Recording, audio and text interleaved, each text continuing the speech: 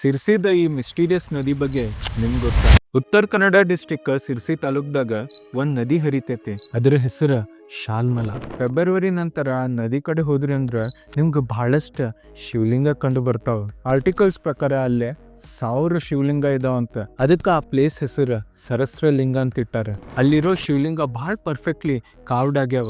ಮತ್ ಅದ್ರ ಜೊತೆ ನಂದಿ ಮತ್ ಗಣಪನ್ ಮೂರ್ತಿನೂ ನಿಮ್ಗ ನೋಡಾಕ್ ಸಿಗ್ತೈತೆ. ಬಟ್ ನದಿ ತಳಗ ಇವು ಕಾರ್ವಿಂಗ್ಸ್ ಯಾರ್ ಮಾಡಿ ಹೋದ್ರ, ಯಾವಾಗ ಇಷ್ಟೊಂದು ಶಿವಲಿಂಗ ಅಲ್ಲಿ ಬಂದ್ ಸೇರ್ಕೊಂಡು, ಇದು ಒಂದ್ ಮಿಸ್ಟ್ರಿ ಆಗ್ಬಿಟ್ಟೈತೆ. ಬಟ್ ಕೆಲವೊಂದು ಲೋಕಲ್ ಸ್ಟೋರೀಸ್ ಪ್ರಕಾರ 350 ವರ್ಷದಿಂದ ಸೋಂದಾನಗರಿ ದೊರೆ ಸದಾಶಿವರಾಯ ಅವ್ರ ತನಗ ಗಂಡು ಮಗು ಆಗೋ ಬಯಕೆ ಸಂಬಂಧ ಮಹಾದೇವ್ರಿಗೆ ಪ್ರಸನ್ನ ಮಾಡಾಕ ಈ ಶಿವಲಿಂಗ ಕೆತ್ತನೆ ಮಾಡಿಸಿದ್ರಂತ. ಬಟ್ ಈ ಪ್ಲೇಸಿಗೆ ವರ್ಲ್ಡ್ ವೈಡ್ ರಿಕಗ್ನೈಸೇಷನ್ ಸಿಕ್ಕಿದ್ದ 1969ದಾಗ.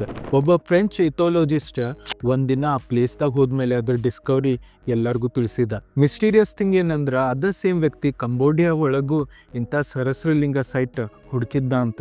ಕರೆಂಟ್ ಟೈಮ್ದಾಗ ಈ ಪ್ಲೇಸ್ ಉತ್ತರ ಕನ್ನಡದ ಒಂದ್ ಮೇಜರ್ ಟೂರಿಸಂ ಸ್ಪಾಟ್ ಆಗೈತಿ. ಮಹಾಶಿವರಾತ್ರಿ ಟೈಮ್ದಾಗ ಅಂತೂ ಬಹಳಷ್ಟು ಭಕ್ತರ ಅಲ್ಲಿ ಪೂಜೆ ಮಾಡಕ್ ಬರ್ತಾರ. ನೀವು ಯಾವಾಗಾರ ಈ ಪ್ಲೇಸ್ ವಿಸಿಟ್ ಮಾಡಿದ್ರೆ ನಿಮ್ಮ ಎಕ್ಸ್ಪೀರಿಯನ್ಸ್ ಕಾಮೆಂಟ್ ಸೆಕ್ಷನ್ದಾಗ ಶೇರ್ ಮಾಡ್ರಿ ಮತ್ತು ಫಾಲೋ ಮಾಡ್ರಿ ಅ ಕ್ಲಾಸಿಕ್ ವೈ.